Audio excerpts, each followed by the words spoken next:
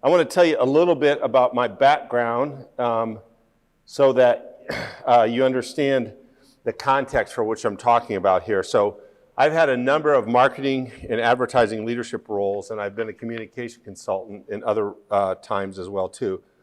The key is that I've helped lead and develop communications for multiple ministries, both individuals and organizations trying to raise support or do development. I've been the board member of a Christian camp for over 11 years and been on the advancement committee as well. And I'm going to show you some examples of some of the stuff we've done with that.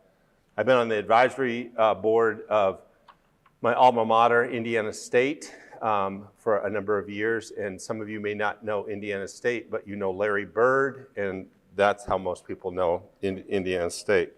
I've worked for companies as small as 11 employees and worked for multinationals that have 125,000 employees. I've been a global marketing director. Right now I have a number of roles. I direct partnerships for the company I work for. I am the president of something called the Author Learning Center, and I actually have worked to option books for development in Hollywood. So as I unfold what I'm going to talk about today, you'll see why all of those experiences are relevant, I think, to what I think I'm going to share with you today. So our considerations for today are these 5. I want you to take a moment to think about marketing communications, maybe in a way that you haven't done before. Second of all, we're going to think about how important images and captions are, and again, in a way that maybe you haven't thought about before. And then the third thing when it comes to development, and this is something that I've seen and witnessed, is that God's plans always have God's provision. And that's an important thing to remember. And then fourth, I want to help you understand how to tell a compelling story. One thing that I've seen over the years of working with individuals and working with organizations is usually they have a compelling story to tell and they don't tell it well. And I actually, with permission, have an example of a before and after of an individual who was trying to raise missionary support, his first attempt, and then structuring it in a way that makes it compelling, and I'll show you how that works. And then a fifth thing is how to use your time and to ask wisely. One of the things that I think sometimes Christian organizations struggle with is, how do I express my needs, but also how do I ask? How do I get people to participate with me in my mission? And so I want to address all of those today. So the first thing I want you to understand is the power of the promise. Effective communications is the foundation for all relationships. Now that may seem like an obvious statement, but I want you to think about that in the context of marketing communications, because we should be the best communicators and designers as a matter of stewardship. We know the one who has communicated through all creation and who has designed things perfectly and flawlessly. And so as believers, we should be the ones leading the way in communicating effectively and designing well. And so what I'd like you to do is to think about your marketing and communication as simply making and keeping a promise. Let me say that one more time. You should think about your marketing communication as making and keeping a promise. And why is that? Because all relationships are sustained based on this interaction. It starts with our relationship with God. God is faithful to keep his promises. But if you think about all your human relationships, whether it be marriage or children or an employer or a business to a customer or an organization to a donor, you're actually making and keeping a promise. And when you do that, the relationship is strengthened and it's sustained. Too often when organizations and ministries and individuals think about marketing in a Christian context, they feel as though somehow they're bringing some corruption into the world, of the world into their methodology. But the reality is all marketing effectively is making and keeping a promise. So if you can shift your thinking in that way, it will change the way you think about your communication. I'm going to show you some examples of that. Now, the other thing that I want you to realize is that almost no one skips a caption, which means that that's one of your biggest opportunities for communicating with people. Now, why is that? And that's because in the West, this isn't necessarily true in the East, in Asia, but in the West, we learn by reading images and captions. All children's books are images and captions. So our minds from the very, very beginning are shaped by reading images and captions. We're blessed right now. We have 3 grandchildren, 4.5, 2.5, and 12 weeks. And the 4.5 and 2.5-year-olds love reading books. A few years ago, I was at a writers' conference where I often speak, and I was on a panel, and they asked you, what is a recent book that you've read? And people were talking about, well, I read a biography on Da Vinci. I read a book about psychology. And I said, 5 Little Monkeys Jumping on the Bed, because that's what I had just read the night before I got on the plane with my grandson. But if you look at every children's book, and I believe this is true throughout Europe as well, they're images plus captions. And then newspapers and magazines have followed this, and now television and sports shows follow this too. They always have text that tells you that. Our brains are wired to think about reading a caption if there's an image. So what you can do is take advantage of those images to tell your story. One of the disciplines that I've employed in helping people create communications is I tell them, pick the images, which could be photos or whatever, that you want to tell your story before you ever write anything. Tell your story in pictures, and then write your captions for those stories before you ever write anything. And that's really important, right? Because when you take advantage of the fact that you know people are going to look at images and they're probably never going to ignore a caption, that's one of your best opportunities for you to communicate to them. So one of the things that I want to also point out is you want to write captions to highlight a benefit instead of just telling me what's in the image, right? So too often people do, like if there's a picture of someone building a school, they say, well, we're building a school, right? Instead, what you should say is, you know, our donors are helping educate children on the continent of Africa, right? You don't have to tell me what I can see. Tell me what the benefit is of what that picture is telling me. And if you take nothing else from this seminar, if you take this and begin to apply it, it will make a huge difference in terms of how effective your communication is in reaching your audience. And this seems very basic, and it is. But every one of us learned to obtain information this way. And we continue to obtain it that way. But oftentimes when we do our marketing communications, we don't think about it that way. So it's a huge opportunity. The other thing that I want you to understand is the difference between your mission and your promise. Your mission is what you are doing and why you exist. But here's a huge mistake that many organizations make. They tell me about their mission. And actually, I don't care about that. Believe it or not, I really don't care. What I care about is the promise you're going to make to me as a result of your mission. Your promise is what you will do for me as a result of the outcome of your mission.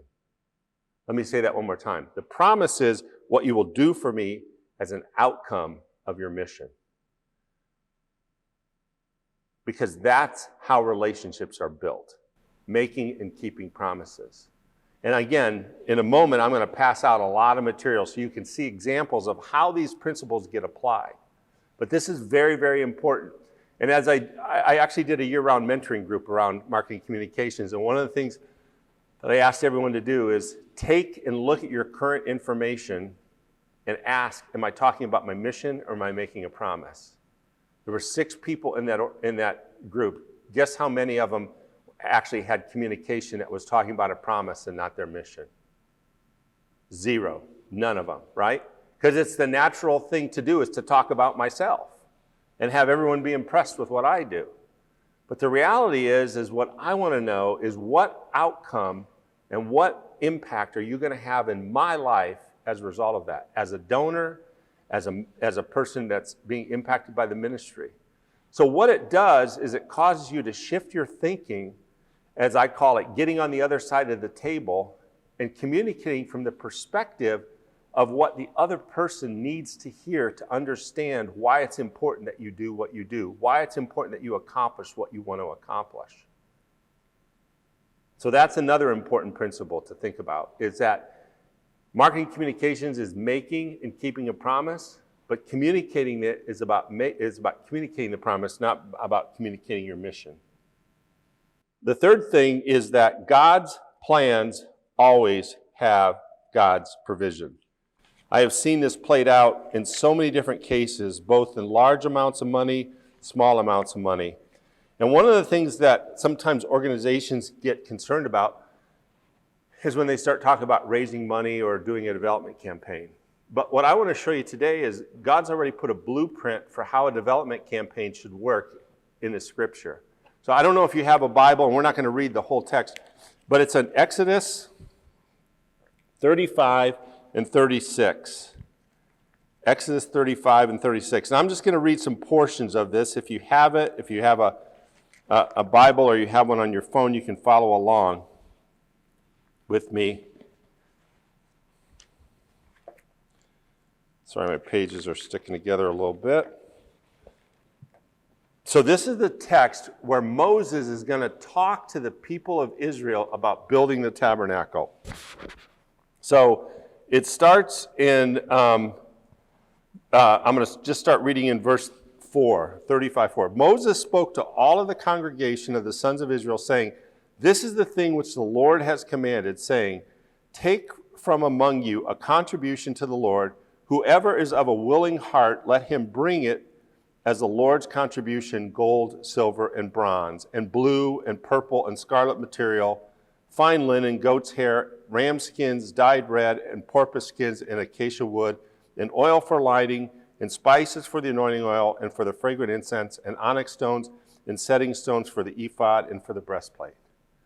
So Moses lays out, what do I need to accomplish what God has called us to do? And one thing I want you to note here, and this is going to be true in other places, is some of it is financial and some of it is material, right? But he's laying out, this is what I need to accomplish what God has called us to do. And then in verse 10 he says, "Let every skillful man among you come and make all the Lord has commanded. The tabernacle, its tent and its covering, its hooks and its boards, its bars, its pillars, its sockets," and then he goes on and describes all the other things. So not only is he asking for treasure, but he's asking for talent, because he needs talent to accomplish things as well too. And then in verse 20 it says, "And all the congregation of the sons of Israel departed from Moses' presence." And verse 21 is really key. "Everyone whose heart is stirred him, and everyone whose spirit moved him, came and brought the Lord's contribution for the work of the tent of meeting, and for all its service, and for its holy garments." Then verse 22, "Then all whose hearts moved them, both men and women, came and brought brooches and earrings and signet rings and bracelets, all articles of gold, so that every man presented an offering of gold to the Lord." Now there's a few things that are really interesting about this. Number one, men had to do the work, but God had to move the hearts. Men had to do the work, but God had to move the hearts. And so as you enter into the needs to accomplish what God has for you, you need to both pray as earnestly as you can and work as smartly as you can, right? And what's interesting is that, and this is a phrase, it says, and this is repeated, it says the Lord's contribution, right? It's the Lord's contribution. The people saw their money, their resources, not as their own, but they saw them as the Lord's. And it wasn't theirs to hold on to, but it was theirs to use as God had need of. And then it goes on in the rest of that chapter and lays out, it's just a wonderful description of how to actually accomplish something pretty magnificent. And then if you're familiar with this passage, at the end of the chapter in 36, Moses had to call them off. He said, so Moses issued a command, and a proclamation was circulated throughout the camp saying, let no man or woman any longer perform work for the contribution to the sanctuary, then the people were restrained from bringing any more. The response of their hearts, because of what God's plans were, was so great that Moses said, you got to stop. You got to stop. Because if you bring any more, we can't use it, right? For the material they had was sufficient and more than enough to perform it. God's plans have God's provision. Men have to do the work. God has to move the hearts. And both of those are very important. And that's because the mistake that most people make is thinking that development is about money. It's actually not.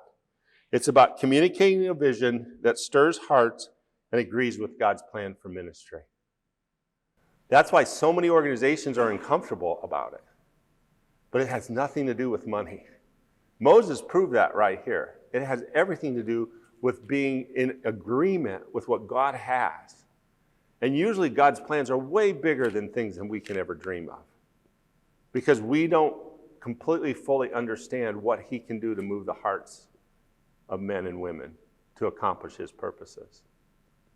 And too often when I talk to organizations, they get nervous about the numbers, or when I speak to executive directors, well, we've never raised that much money before. And my response is, that's true. And I've got lots of examples of where organizations have never raised that amount of money before. And they not only raised it, but exceeded it. Because it was in agreement with what God's plan was for that ministry. God's plans always have God's provision. Always. I've never seen that not happen. And so the most important thing before you ever begin a development campaign is make sure that if it's your board or your staff, that everyone's in agreement that this is what the Lord is calling you to. And then go work as hard as you can and pray as hard as you can. And what I can tell you, and I'll show you some examples, God will move hearts if it's in agreement with what he's trying to accomplish. And you may get to the point where you say, okay, we've got enough. We've got enough. But I will tell you, that only means that God is planning for you to do something even bigger the next time. You just don't know what it is yet. So, okay? All right. So, that's how to think about development. Now, I want to help you think about how to tell your story. So, I gave you my background because I work for a publishing company. And so I've been working in publishing and talked to traditional publishers and done a lot of things with that. But I also work with companies in Hollywood. And what I've seen over the years is that Hollywood and traditional publishers are looking for the same kinds of things when it comes to stories. It's the kinds of things that draw us into entertainment, and it's the things that we need to use to tell our story. So one of the first things you need to think about is, what is the inciting action? What is the thing that kicked this off? Whether it's a call to individual ministry, or a call for the ministry to expand, or a call to move into a new area of ministry. What is that inciting action? If you take a moment and you think about all your favorite movies, every movie has an inciting action that kicks the story off. So the common example I use, just because most people know it, is Raiders of the Lost Ark. Everyone know that movie? Anyone? No, you're young. You don't know. Yeah, Indiana Jones. Anyway, you should watch it. I highly recommend it, because those of you who are old enough and ancient enough to remember that movie, you remember the opening scene? What's the opening scene? Yeah, go ahead. Right. So Indiana Jones goes into this cave and he tries to get this little statue, and he pulls the statue off of the thing, and it sets this huge boulder rolling after him, and he's running like a madman, going through cobwebs and skeletons, carrying this statue, and you don't know if he's going to get smashed by the boulder, and he just falls out through the cave, makes it without being smashed by the boulder, and he opens his eyes, and the Nazi is standing right there, and he takes the statue from him. So that's a great opening scene cinematically, but the inciting action is when that statue gets taken. And that kicks off the whole movie, kicked off a whole movie franchise, right? So that's how we respond to stories. That's how our story should be told. And then the second thing you want to ask is, what are you compelled to do about it? In light of that inciting action, what are you compelled to do about it? And then what will it take to accomplish that? And then how can someone play a part in helping you accomplish that? Now, if I took a moment and we went back with this outline and went to Exodus 35 and 36, you could pick out the pieces in Scripture and put them under here, right? Moses inciting action, the Lord has commanded us to do something, right? Here's what we need. Everyone who's moved, whose heart is moved, needs to bring a contribution. What will it take to accomplish this? Here's the list of materials and things we need and people we need. And how can you play a part? If you have gold, if you have silver, if you have things. I mean, it's beautiful. It's just laid out right there. So anytime any Christian organization gets nervous about talking about development or money, I go right to that passage and say, this is the best plan I've ever seen. And so Moses follows it. And then how does a person respond? Go away and say, what does the Lord have you to do? Right? So if it worked for Moses to build a tabernacle, it certainly can work for us. And what I can tell you is it works for individuals and it works for organizations. Now, I want to show you a few things. I'm going to need some help passing some things out. So you should have one that has a picture on it and one that does not. And I will walk you through that. So let's start with the one that is all text. And I'll give you the backstory on this. So a friend of mine had a daughter who was going to marry a young man, and he was going to go into the mission field in college ministry. And he needed to raise some support to make that happen. And so he was talking to my friend who was his future father-in-law, and my friend said, you know, I don't know what to do here, but I know someone you should talk to. So I met with this young man, and he showed me his letter, which is the first one here, right? This is what he was going to send out. And you can keep these. It's all text. And he starts out by saying, we serve an awesome God. I wanted to start out writing that because he's the reason I'm writing this letter. And he's just going on and on and on and on, right? So then we went through the principles I've just shared with you. And this is the letter he ended up sending out, right? And so, number one, and I didn't, yeah. And then the headline is, A Mission Field I Never Expected, right? And then he talks about how in North America, it's harder to reach Los Angeles. Indianapolis is considered by North American Mission Board to be harder to reach than Los Angeles and New York combined. That's the inciting action, right? That's why he's doing this. And what does this mean for me? So what's he going to be compelled to do? And what's his goal as a result of that? And then notice the photos that he's using there. And then he, on the next page, he says, I can't do this alone. And this next thing, which doesn't print real well, is when you ask for something, you want to give them what I call a giving pyramid or a giving ladder or something. Don't just leave it open. Say, to accomplish this, I need this amount of money. And the question I have for you is, where do you see yourself on this grid? Where do you see yourself on this pyramid? And I'm going to show you some other things. I'm going to show you some other examples of this. So don't make it a yes or no question. Say, this is what I need to accomplish what God has called us to do. Just like Moses said, this is what I need. I need this list of stuff. I need these people. You go away and you figure out how you'll respond as the Lord moves you. Too often, the ask is left open-ended when it needs to be very specific.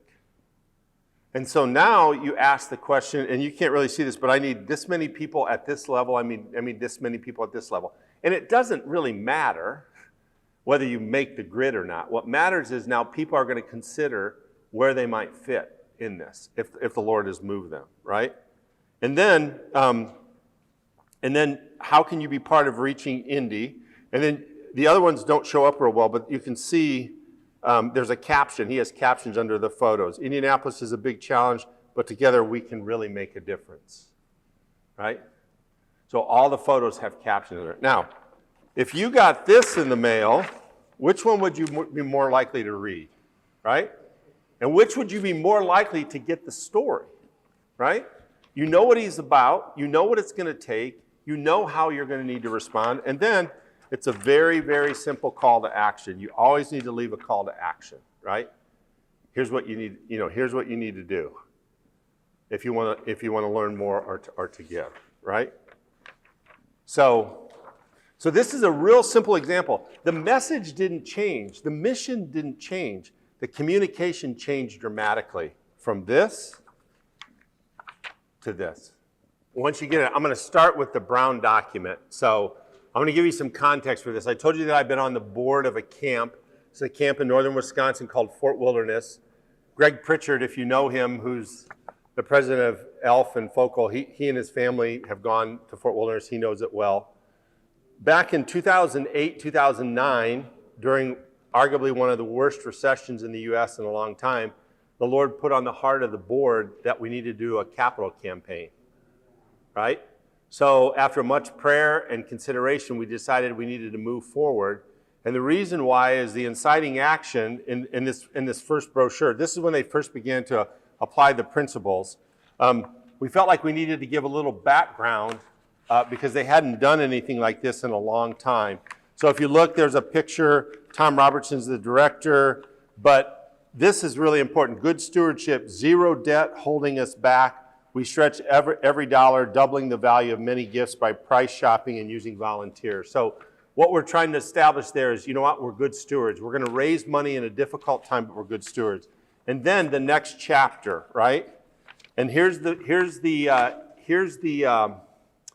inciting action. Our culture is falling apart. And we cite information about the Christian worldview is lost, Christian faith, the breakup of the American family. This is 12 years ago, right? But Fort is a place that's a refuge for that. And that's because kids learn about Christian worldview, and you can take time to let families are strengthened. But to do this better, we need to do some things. Like we're doing it now, we've been faithful, but we need to do more. So there's 9 areas that we strategically said we need to accomplish, right? And these are the things that we need to do. And then what you'll notice is, again, this is when the team there first started to apply this. So the photo, there's a caption underneath this photo. Grandma and grandpas take time for the next generation, right? So this is a place where you can connect in relationships, right? And then there's a budget in there, what it's going to take to accomplish this, right? $2.1 million to accomplish this, right? Which again, depending on your country, that context may seem like that. It was a lot of money back then. It was more than they'd ever raised, right? But again, there was a great, great commitment that this is what the Lord was calling us to do. And then I want you to see the giving pyramid, right? So the question is not, do you want to participate? The question is, where would you see yourself on this pyramid? And so you take whatever your thing is, and then you figure out how many gifts you need in there. And it changes the conversation that you have when you're making the ask. You're not saying, will you? It's not a yes or no, and it's not a write whatever you want to write. It's like, where will you see this? Where do you see this happening? And because you need gifts big and small. Again, I'm going to drive you back to Exodus 35 and 36. I'm sure some people brought lots of gold, and some people bought just a few earrings. And it doesn't matter what the amount is. What matters is the Lord moving your heart to participate. And so you want to give people participation, because a lot of times people assume, well, if I can't give a big gift, I can't help. And I'm going to tell you 2 favorite stories from this campaign. One is this kid comes into the office of the executive director with a jar of coins. He'd been saving money.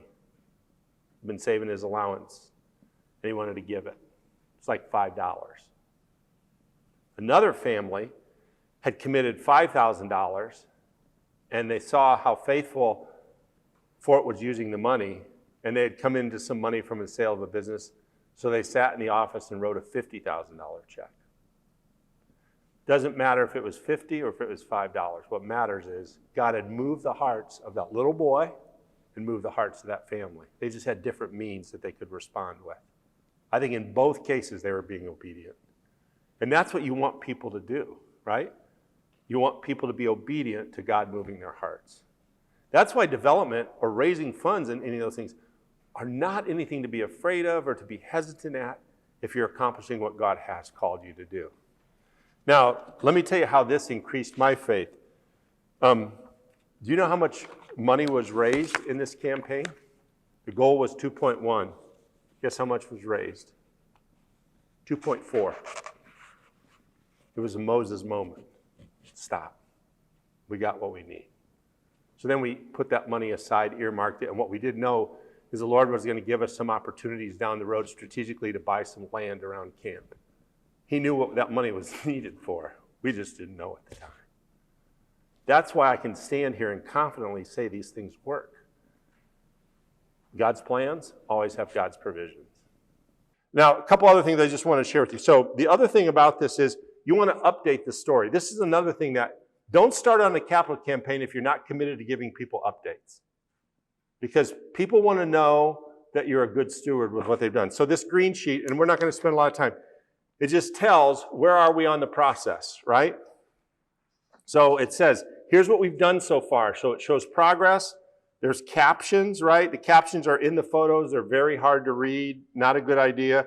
Now, just so you know, I wasn't party to this design. I was party to giving them the principles. And if you would look at the communication they do now, it's 100% better because they've applied the principles.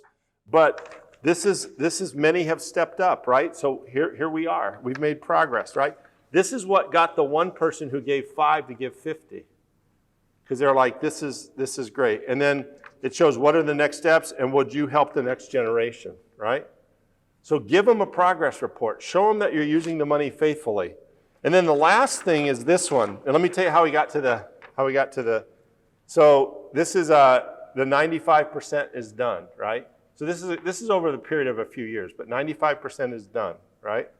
Captions showing progress, but it's about relationships. It's about that kid, right? It's mostly photos. So let me tell you what happened with this. So there was a gentleman who said, I'm going to help you raise the last money you need. So he went to people individually. That's why we exceeded the goal. The staff had a commitment to get to the goal, but he helped exceed it because of this. So don't enter in if you're not committed to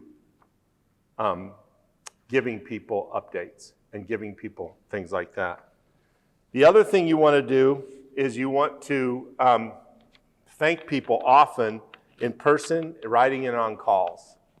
So when my first job out of school, I was in this management development program. This is the most helpful thing I ever learned as a young employee. We had a gentleman who recommended you learn how to write 3-line notes.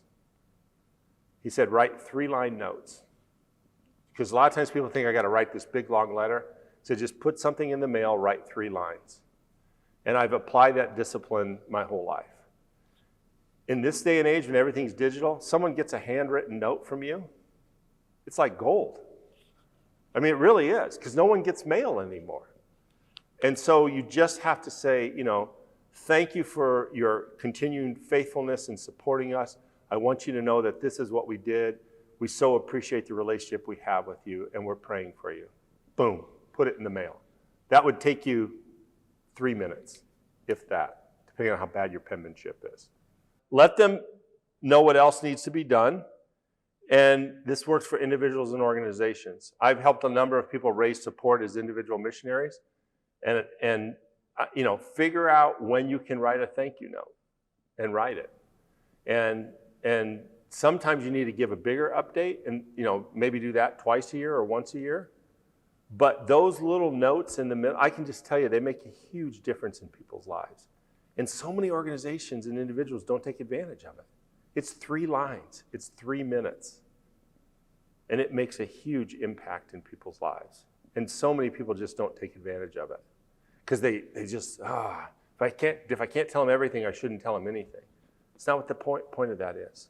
Because it also reinforces that they're making a good decision. Now, this is the part. How do you decide your contact plan? So this is what oftentimes people get overwhelmed by, right? So you need to actually create segments. And this is not sheep and goats, right? But you only have so much time. And so you really need to think through, how am I going to segment people? And so I could base it on giving or size or frequency or involvement, length of relationship. There's a lot of different ways that you can segment people. But I've helped a number of people who are going into the mission field raise support. And I tell them, take an Excel spreadsheet, make a list of everybody you know, everyone you know that you could possibly tell about this. And most people can come up with, hundreds of contacts. Now, you can't meet with everyone and call everyone, so you do this. So there's 3 ways that you can do it. You have a very short list of who you make personal visits to, and personal visits could be in person or they could be Zoom calls in this day and age. The second thing, and a lot of organizations don't take advantage of this, is you may have someone who would do a group meeting for you to introduce you to other people. My wife and I have done this for European Leadership Forum at our home. We had Greg and Tony come, and we invited people and had dessert and let them talk about it. Now, unfortunately, it was right before COVID.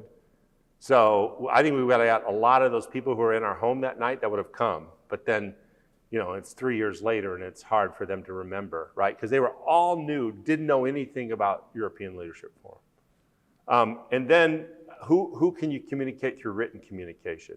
And some of that is those things. So I don't know if that's completely answering your question, but it's not. Yeah. But one of the things you have to do is you have to be a steward of your time, and you can't possibly do it. So you have to really think about, who are the strategic people I need to spend time with? And then how do I keep the other people informed?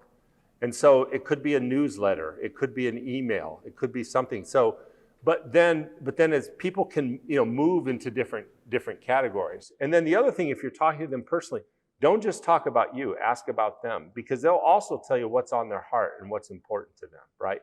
And how you pray for them. I've got so many stories about that as well too. And then build in updates and thank yous. Just, if you don't do anything else today, the 2 things I want you to do is use captions on your images, and use your images to tell your story, and build in updates and thank yous. Most organizations miss the opportunity to continue to cultivate the relationship because they don't let people know what's going on. The only time they communicate is an ask, or they communicate a lot of statistics. But that's why when I shared with you those documents I shared with you, because those documents make a difference, because people reinforces in people's minds that they're a good steward by investing in your ministry. And so this takes some work, but if you step back and you create a plan around this segmentation and how am I going to communicate to them, and even build out a calendar, you will be much more effective. I can tell you one organization, after they started to apply this, they block a time for all their staff once a month. They all get together after lunch and they write thank you notes. And they send out hundreds of them. Now, I can't say directly, but that organization's giving has just continued to increase. And they're 3-liners. And they send out hundreds and hundreds and hundreds. And during COVID, when everything was shutting down, they called people to say, how can we pray for you? And I've got some amazing stories there. There's a guy that called, and a woman had literally just come home and had a cancer diagnosis and hadn't told anyone, didn't know how to tell her husband, didn't know how to tell her kids. So on the phone, one of the staff prayed with her right then. So it makes a difference. It may seem simple, but in our culture, it makes a huge difference to have that personal contact. And the reality is we're all going to have way more work than we can ever accomplish. That's why thinking through where are the key things that I need to spend my time. There was a guy who was called from our church to join an organization, and he had come from the marketplace, amazing guy. When I sat down with him to talk about, because someone had said, hey, you need to talk to Keith, he'll help you figure out how to raise support. If he were here, he would say, he literally had hives. He was so nervous about doing this. And I said, Steve, we'll figure this out. There's a plan, we're going to follow this plan. And so what I said is, at most, you could have 3 personal meetings in 2 weeks because you have a family, you're still trying to finish a job. And so I said you could schedule, 3, maybe more than maybe 1 of them. So you got to really narrow your list of who you're going to do that. And then figure out where you can do the group meetings. Well, he joined the staff of this organization at the same time as another guy. And that other guy had done just weeks and weeks of personal meetings. And by the time he got there, he was completely burnt out. So Steve came on staff, not refreshed, but, wasn't burnt out. The guy was burned out by his support raising process. So that's why just being wise about that and being strategic about that makes a difference. And it's both and. It's not like segment, and that's why write a thank you note to everybody, right? And if you never make time for it, and you would be shocked. I don't know how many people are in your organization, or even you personally. If you take an hour or a half hour and just write, you'd be shocked how many you can crank out, and you'll get really good at it. You really will, and it will make a huge, huge difference. So just a couple of things. Ask for more than just money. Giving and support can be done in many ways. Time, talent, treasure, relationships. Who do you know? There's lots of ways to be part of God, what God's doing. There are 2 people in our church. One is retired, and he's doing all the accounting for a mission organization. That's how he's contributing, right? He was a high-level financial executive at a company. He's doing that. There's another guy who actually is a data scientist, and he's doing work where he's doing data mining for them. It's a global mission organization, and he's doing that because that's a way that he can contribute. There are people who know other people who have resources, right? I've got lots of stories of that. Like, I might not know someone, but I know someone who knows someone. And so that's why you make those needs known. That's why Moses is in 35 didn't say, hey, we need to raise a bunch of money. We got to build this tabernacle. He was very specific about what he needed. I need this kind of stuff, and I need these kinds of people. And too often, our communication is only about money, or it's not, because it's all these things that need to sustain the organization. And sometimes God provides it through a check, and sometimes he provides it through other means. And I've got lots of stories about that, but I'm mindful of this. So these are the things that I wanted to try and share with you today.